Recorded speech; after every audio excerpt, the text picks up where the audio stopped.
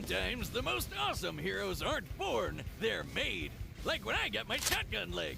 Well, at least some heroes know what to do with their new abilities. Like Genos, the cyborg sidekick of One Punch Man. And War Machine, best friend and understudy to Marvel's Iron Man.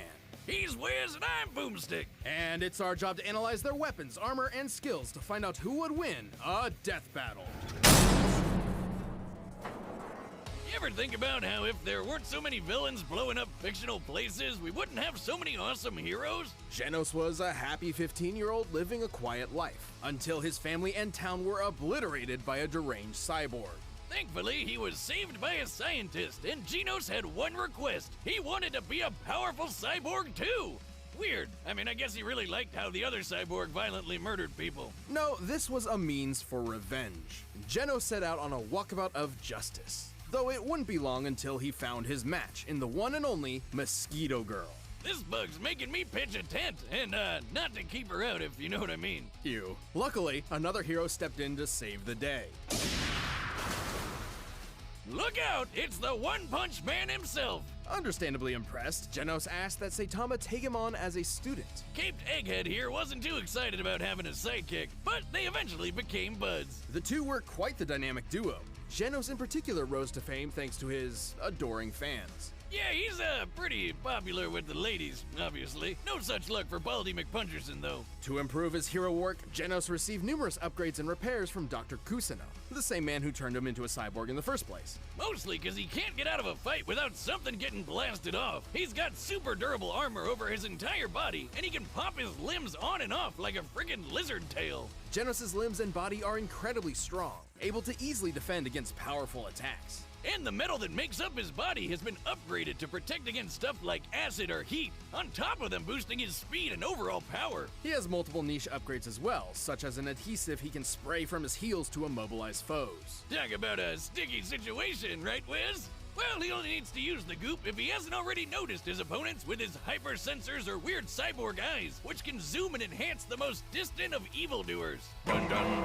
His eye can see in infrared or track image signatures. And it can shoot a blast of blinding light. Solar flare! But there's far more weaponry across his body. Hidden blades, arm missiles, and electric shocks just to name a few. With his rocket boosters, he moves faster than almost anyone. And he can even fly. Well, sort of.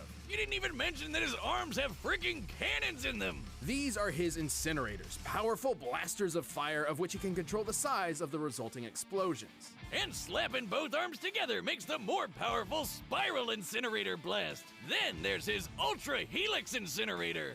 If only I had two shotgun legs, I could put both of them together for an Ultra Leg Blast! How would you even aim? Oh, I mean, it's not that hard. All you do is first you lift one leg like this, and then you just lift the other one. Oh, God, I fell on my keys. Anyway, the incredible energy of his Ultra Helix incinerator comes directly from a power core housed in his chest, which powers most of his tech.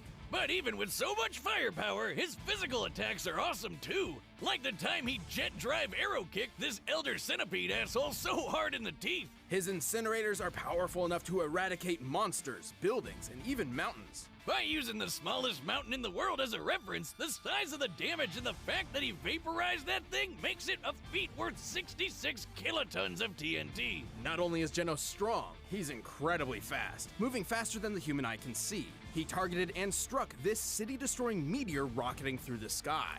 And those big boys are no joke. What big boys? Meteors! Those things killed the dinosaurs. Well, the fact that he was able to actually hit the big boy, not just target it, means he must have been moving 200 times faster than sound.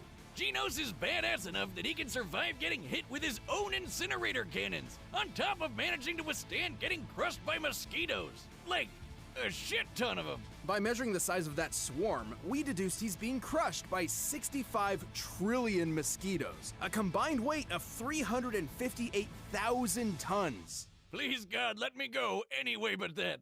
While a skyscraper-sized bundle of bugs is impressive, Genos has also withstood a runaway train slamming into him. Luckily, it didn't make a dent on his power core. Without that, he wouldn't be able to do pretty much anything. Right, the power core is unfortunately the, core of his weakness as well. Oh, I was just about to do that one. Anyway, one time, Genos tried to use that core to self-destruct just to kill that annoying mosquito chick. Now, That might sound crazy to you, but have you ever had to deal with 65 trillion mosquitoes all at once? I'd do it. Regardless, Genos has shown time and time again that he's a fearsome hero to contend with.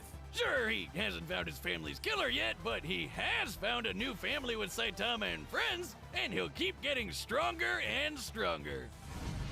I will eliminate you. Stay right where you are. For some young boys like James Rhodes, joining the military seems the best way of making something of themselves. And Rhodey fit right in with his knack for machinery. He got top marks in the army and became a pilot. Eventually becoming an expert in aviation engineering and military combat. Then, on one fateful mission, his helicopter was shot down. Things didn't look good, but then Iron Man showed up. Turns out Rhodes wasn't the only one in trouble. Tony Stark was stranded without enough power for his suit and asked for his help. The two began an epic adventure that turned them into close friends. Rhodes stepped into the shoes of a superhero and became a man his younger self would be proud of. And being Tony's best bud had some perks, like taking over as Iron Man sometimes. Who wouldn't jump into that suit at the first chance? Next time, baby. And eventually, Tony offered Rhodes a superpowered suit of his very own. That's when regular old James Rhodes became War Machine!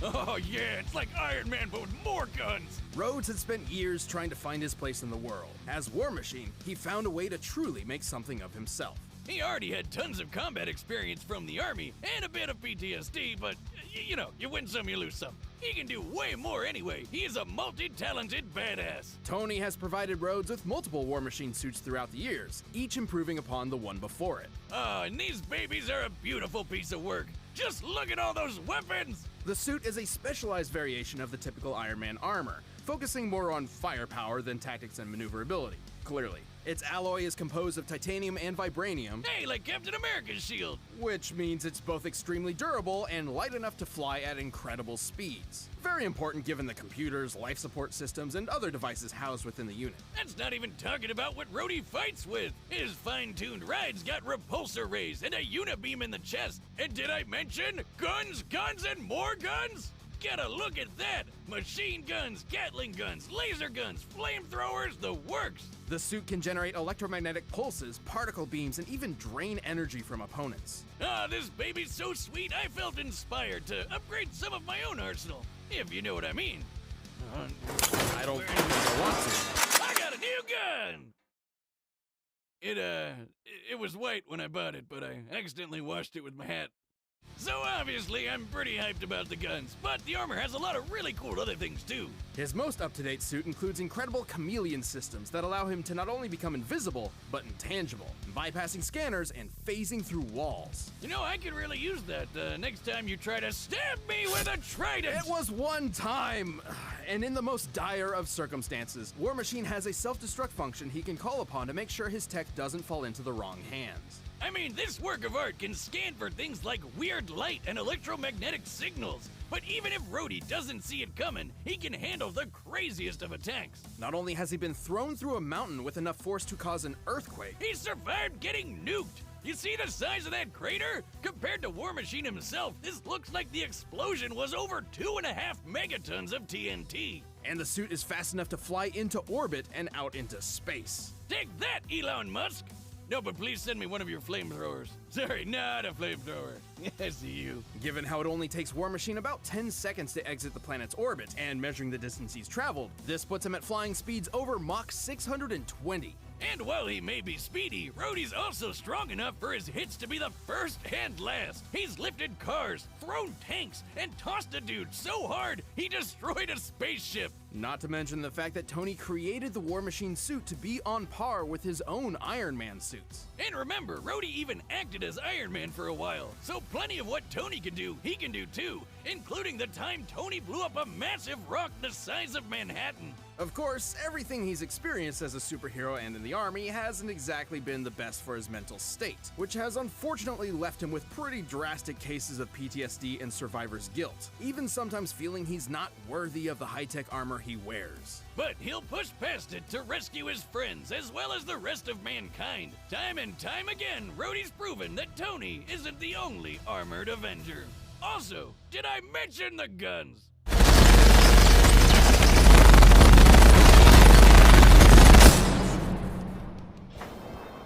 Alright, the combatants are set, and we've run the data through all possibilities. It's time for a death battle!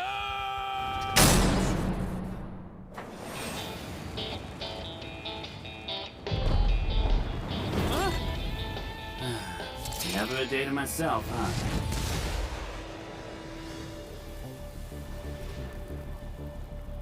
Hey there! Destruction of property is a serious offense, young man. One more of you, huh? Come for vengeance? I'll turn you to scrap! A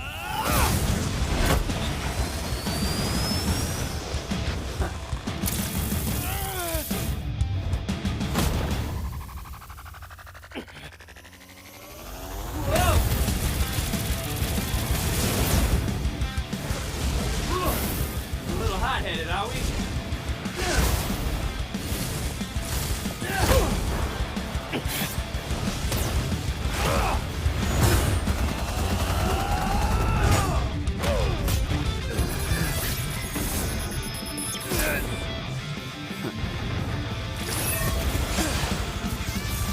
Say cheese.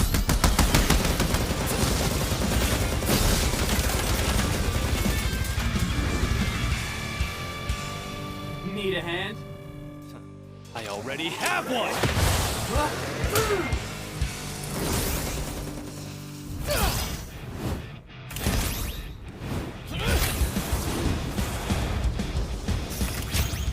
I don't fall apart that easy.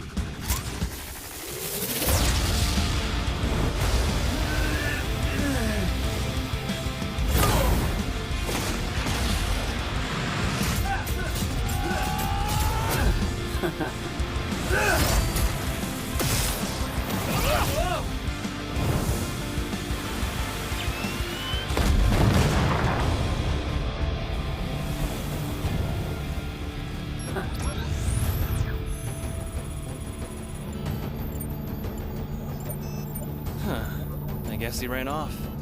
That suit was ugly anyway. Ugly! This is my Sunday best!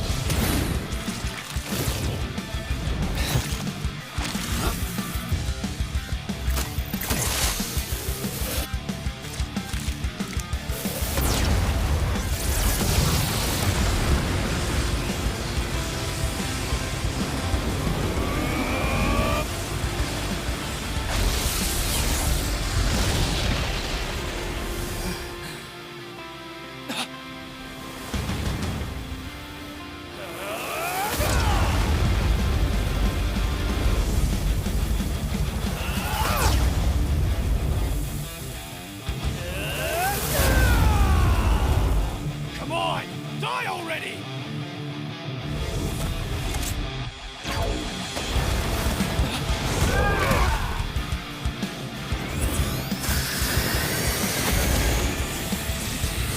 Not yet!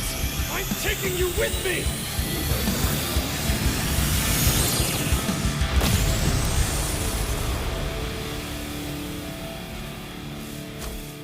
Sorry it had to be this way. Don't talk to me. You got it. KO!